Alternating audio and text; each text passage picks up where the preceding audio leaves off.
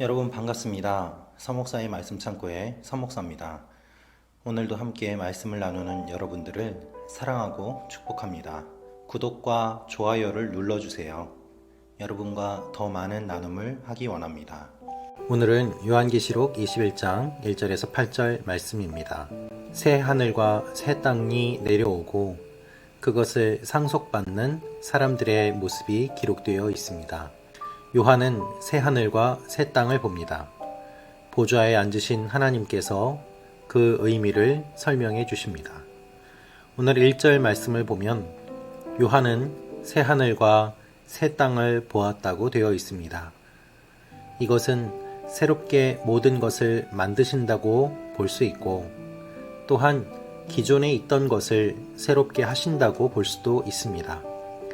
하지만 본문의 흐름과 내용을 살펴보면 하나님께서 완전히 새로운 하늘과 땅을 만드신 것을 의미합니다. 최후의 심판 이후 새로운 질서가 시작됩니다. 처음 하늘과 처음 땅이 사라졌습니다. 하나님께서 새롭게 하십니다. 그런데 이 새로운 하늘과 새로운 땅의 특징은 무엇인가 하면 바다가 더 이상 존재하지 않는다는 것입니다. 바다는 무질서와 혼돈의 상징입니다. 악한 세력, 하나님을 대적하는 세력들이 사는 장소고 또한 온갖 짐승과 용이 바다에서 나왔습니다. 그러나 새 하늘과 새 땅은 바다가 없습니다. 이제 무질서와 혼돈이 사라지고 하나님의 질서가 완벽히 이루어지는 세상이 됨을 의미합니다. 여러분, 우리는 살면서 하나님이 다스리지 않는 것 같은 느낌을 많이 받습니다. 세상이 혼란하고 또한 무질서한 모습들, 정의가 사라진 모습들을 얼마나 많이 봅니까? 하나님께서 새 하늘과 새 땅을 만드실 때에 우리가 경험한 그 모든 것들은 사라지고 하나님께서 완벽한 질서로 다스리시는 새로운 하늘과 땅이 될 것을 말씀하십니다. 우리 모두가 이 땅에서 살면서 기대했던 그 나라, 그 장소가 하나님께서 새롭게 창조하시는 장소가 될 것임을 말씀하고 계시는 것입니다. 2절을 보면 하늘과 땅뿐 아니라 거룩한 도성 새 예루살렘이 등장합니다. 이 예루살렘이 하늘에서 내려옵니다. 예루살렘이 신부처럼 준비되었습니다. 예루살렘은 도시이기도 하고 하나님의 신부된 백성들을 의미하기도 합니다. 그래서 자기 남편을 위해 화장한 신부처럼 준비되어 내려오는 것을 보았습니다. 라고 기록되어 있습니다. 어린 양의 혼인잔치에 참여하는 거룩한 옷을 입은 신부들처럼 새 도성 예루살렘이 그러한 모습으로 정결하게 하늘에서 내려온다고 말하고 있습니다. 3절은 이 예루살렘이 어떤 곳인지 설명합니다. 예루살렘은 하나님이 임재하시는 곳입니다. 그래서 3절에서 보좌에 큰 음성이 이렇게 말씀하고 있습니다. 보아라, 하나님의 장막이 사람들과 함께 있으니 그분께서 그들과 함께 거하실 것이다. 예루살렘은 하나님이 임재하시는 곳입니다. 하나님이 함께 하시는 곳입니다. 하나님이 우리와 함께 하신다. 그것이 임마누엘입니다. 예수님은 임마누엘로 이 땅에 오셨습니다. 우리와 함께 하시는 하나님, 그분이 이제 영원히 우리와 함께 하신다고 말씀하십니다. 그들은 그분의 백성이 되고 하나님께서 친히 그들과 함께 계실 것이다. 물론 지금까지도 하나님은 하나님의 백성들을 지켜보셨습니다. 그러나 멀리 떨어진 하나님이 아니라 이제는 함께 계셔서 그들 가운데 거하시는 임마누엘의 하나님, 그 예수 그리스도를 통해서 주신 약속이 성취될 것을 말씀하고 있습니다. 하나님이 함께 하시면 어떤 일이 일어날까요? 4절을 보면 그들의 눈에서 모든 눈물을 닦아 주실 것이며 더 이상 죽음이 없고 다시는 슬픔이나 우는 것이나 아픈 것이 없을 것이라고 말씀하십니다. 여러분, 예루살렘은 하나님이 임재하십니다. 하나님이 임재하시면서 하나님의 백성의 모든 눈물을 닦아 주십니다. 다시는 슬픔이나 우는 것이나 아픔이 없습니다. 여러분, 이 말씀이 얼마나 큰 위로가 됩니까? 주님이 모든 눈물을 닦아 주십니다. 여러분, 눈물 흘리십니까? 너무 슬퍼하지 마십시오.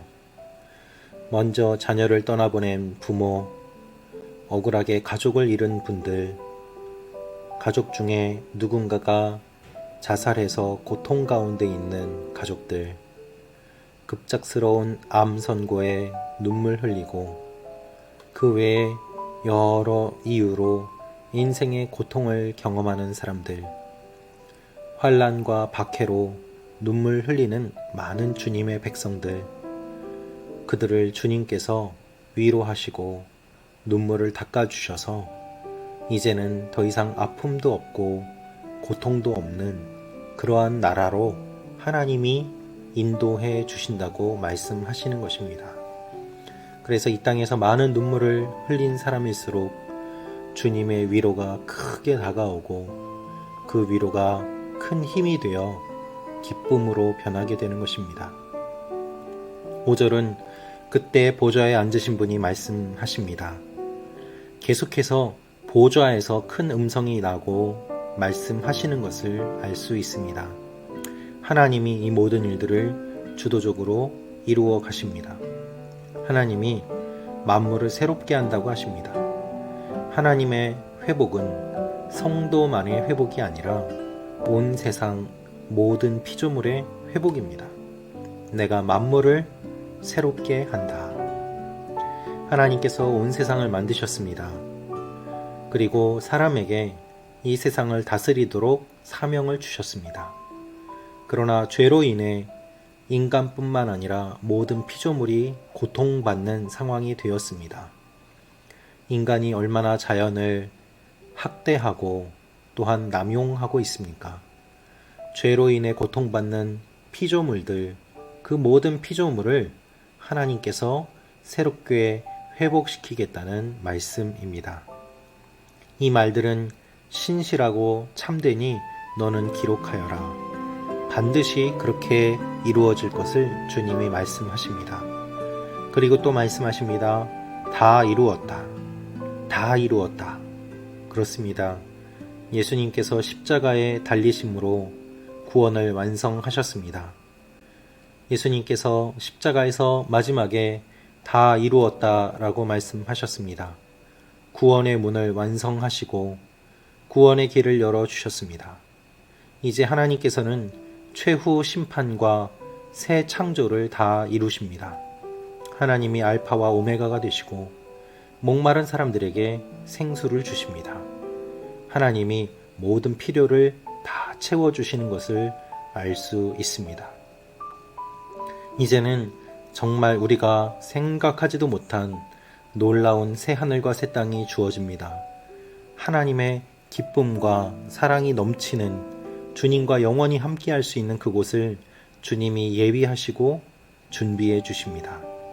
여러분, 우리는 이 땅을 떠나도 있을 곳이 있습니다. 예수님께서 내가 먼저 가서 너희의 처소를 예비한다고 말씀하셨습니다. 하나님이 우리를 사랑하시고 우리와 함께 거하기를 원하십니다. 그런데 이 장소, 이 새하늘과 새 땅, 거룩한 예루살렘은 누구의 것일까요? 7절을 보면 이기는 사람이 이것들을 상속할 것이다 라고 하십니다. 이기는 사람, 즉 환난과 핍박 중에도 믿음을 지킨 사람이 이 나라를 상속합니다.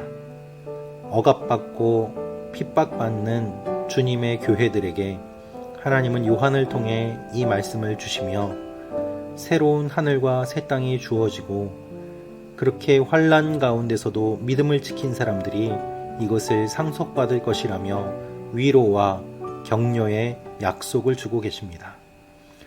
그러나 두려워하는 사람들, 신실치 못한 사람들, 가증한 사람들, 살인한 사람들, 음행하는 사람들, 점술가들, 우상숭배하는 사람들, 모든 거짓말쟁이들은 불과 유황이 타는 못에 던져질 것이다. 이것이 둘째 사망이다 라고 말씀하십니다. 악을 행하는 사람들의 구체적인 악행을 말씀하시며 이렇게 사는 사람들은 상속받지 못할 것이라고 말씀하십니다. 여러분 기억하십시오. 우리는 하늘나라를 상속받는 상속자들입니다. 우리는 이긴 자들입니다. 두려워하지 마십시오. 눈물 흘리면 주님이 닦아주실 것입니다. 이 땅의 정의를 위하여 눈물 흘리고 이 땅에 소외된 사람들을 위하여 눈물 흘리고 주님의 교회를 위하여 눈물 흘리면 하나님이 갚아주시고 새하늘과 새 땅의 상속자로 우리를 세워주십니다. 이것이 주님께서 우리에게 주시는 위로의 메시지입니다. 오늘 하루도 이 메시지를 기억하며 하나님의 자녀답게 살아가는 여러분과 제가 되기를 축원합니다. 끝까지 낙심치 말고 믿음을 함께 지키는 여러분과 제가 되기를 축원합니다. 기도하겠습니다. 아버지 하나님, 우리에게 새 하늘과 새 땅을 주시고 상속자로 세워주심을 감사합니다. 주님의 말씀을 붙잡고 약속을 기억하며 믿음에서 떠나지 않게 하여 주옵소서. 하나님 보시기에 부끄럽지 않은 이긴 자로 살아가게 하여 주옵소서. 예수님의 이름으로 기도합니다. 아멘.